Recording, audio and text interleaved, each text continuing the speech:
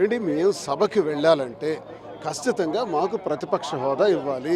ఇప్పుడున్న కూటములు జనసేన కానీ బీజేపీ కానీ తెలుగుదేశం కానీ అన్ని పార్టీలు కూడా ఒక పక్షంలో ఉన్నాయి.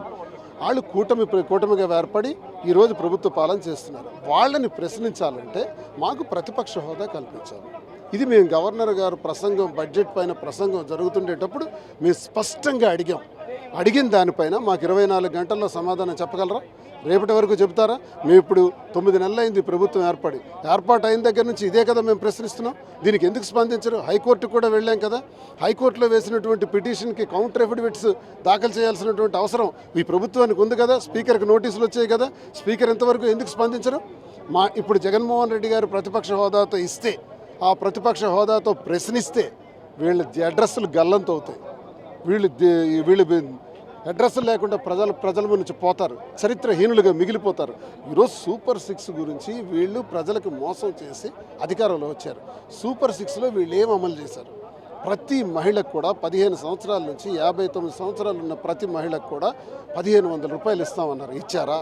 3 సిలిండర్లు ఇస్తామన్నారు, ఇచ్చారా? ప్రతి నిరుద్యోగికి 20 లక్షల మందికి 3000 రూపాయల చొప్పున ఇస్తామన్నారా, ఇచ్చారా? మరి అలాగే నిరుద్యోగ సమస్య జాబ్ క్యాలెండర్ అనౌన్స్ చేస్తామన్నారే, అది చేశారా?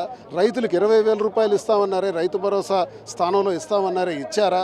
విత్తనాలు, ఎరువులు, పురుగు మందులు ఇచ్చారా? ధాన్యం ప్రొక్యూర్మెంట్ చేయగలిగారా?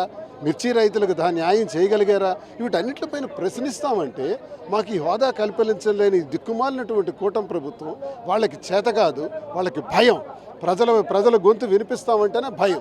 ఆ భయంతో అంటే గతంలో 23 మంది ఎమ్మెల్యేలు వచ్చినప్పుడు ముఖ్యమంత్రి హోదాలో ఉన్న జగన్మోహన్ రెడ్డి ఒక 5గురు నేను ఇటు తీసుకుంటే నీకు ప్రతిపక్ష హోదా కూడా దక్కదు అని ఆ రోజు మాట్లాడినాడు జగన్. ఇప్పుడు 11 మంది ఎమ్మెల్యేలు వస్తే ప్రతిపక్ష హోదా ఏ విధంగా అడుగుతున్నాడు అనేది తెలుగుదేశం పార్టీ నేత. ప్రతిపక్ష హోదా ఇచ్చారు జగన్మోహన్ రెడ్డి గారు. ప్రతిపక్ష హోదాతో వాళ్ళు మాట్లాడారు. వాళ్ళకి కావలసినంత సమయాన్ని ఇవ్వడం జరిగింది మా ప్రభుత్వ హయాంలో. వాళ్ళు చాలా విషయాల మీద మాట్లాడటం జరిగింది, సభ నుంచి బయటకు పోవటం కూడా జరిగింది. మేము అడుగుతున్నది ఏంటంటే మాకున్నటువంటి 11 మంది స్థానం, మా స్థానాన్ని, మా గౌరవాన్ని మాకు కల్పించండి. అది మేము కోరుతున్నాం. అంటే ప్రజా సమస్యల మీద మాట్లాడడానికి ప్రతిపక్ష హోదాని అవసరం లేదు, నిజంగా మాట్లాడాలనుకుంటే ఎమ్మెల్యే ఇచ్చేస్తాం. అందుకే మేము మీడియా ద్వారా మాట్లాడతాం. హౌస్లో మాకు అవకాశం ఉన్నప్పుడు మీడియా ద్వారానే మాట్లాడతామని నిర్ణయించుకున్నాం. అందుకే మీడియా ముందుకు వచ్చాం. ఈ వాస్తవాలన్నీ మీడియా ముందే, ప్రజల గుంతే మాట్లాడతాం. సెషన్ మొత్తం బాయ్కాట్ చేశారు లేకపోతే ఏంటి సార్?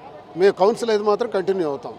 మా నాయకుడికి ప్రతిపక్ష హోదా వస్తే శాసనసభకు రావటమా లేదనేది నిర్ణయిస్తాం. అది నిర్ణయించాలి.